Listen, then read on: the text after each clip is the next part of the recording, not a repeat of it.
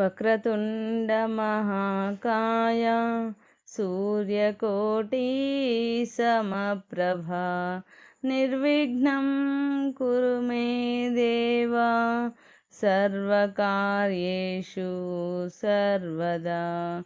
గురుబ్రహ్మా గురుర్విష్ణుః గురుర్దేవో మహేశ్వరః గురుః సాక్షాత్ పరబ్రహ్మ తస్మై శ్రీ గురవే నమః.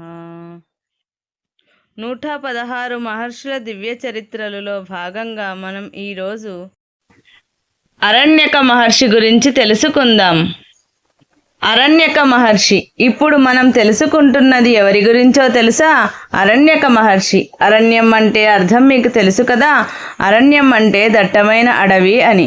అరణ్యక మహర్షి పుట్టింది అడవిలోనే, పెరిగింది అడవిలోనే, తపస్సు చేసింది అడవిలోనే.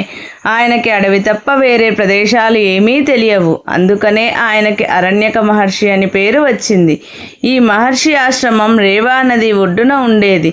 చాలా ప్రశాంతంగా ఉండేది. పెద్ద పెద్ద జంతువులు కూడా అక్కడ కలిసిమెలిసి ఉండేవి. ఆయన ఎప్పుడూ రామనామం చేస్తూ ఉండేవాడు.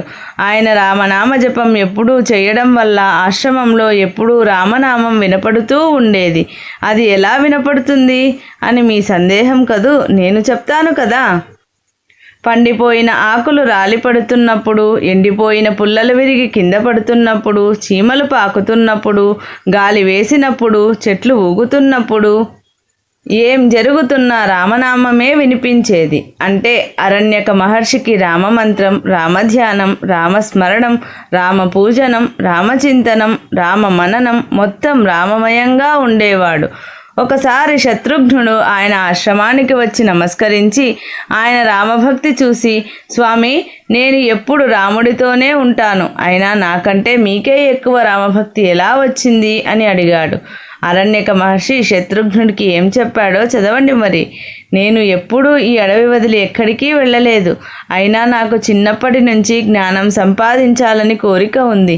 కానీ నాకు గురువు లేడు కదా. ఇలా అనుకుంటూ ఉండగా లోమశ మహర్షి వచ్చి నీకు గొప్ప మంత్రం, సంసార సాగరం నుంచి బయటపడేసేది చెప్తాను అని మంత్రం ఉపదేశించాడు. ఆ మంత్రం ఏమిటో మీకు తెలుసా? రామనామం.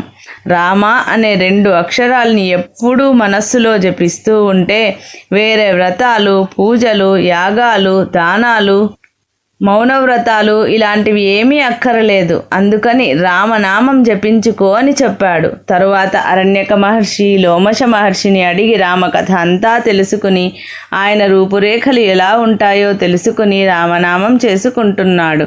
ఇదంతా విన్నాక శత్రుఘ్నుడు అరణ్యక మహర్షికి సాష్టాంగ నమస్కారం చేసి ఆయన్ని అయోధ్యకు పంపించాడు.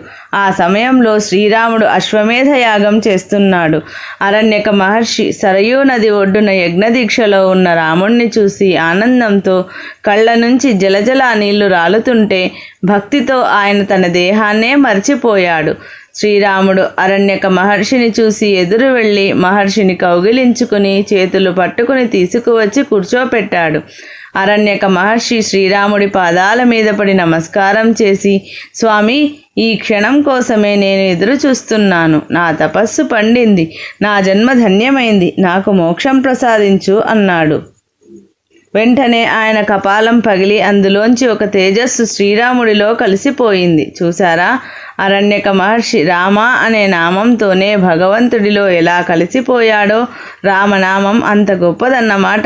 దీనికి తారక మంత్రం అని కూడా పేరుంది. ఇది అరణ్యక మహర్షి కథ.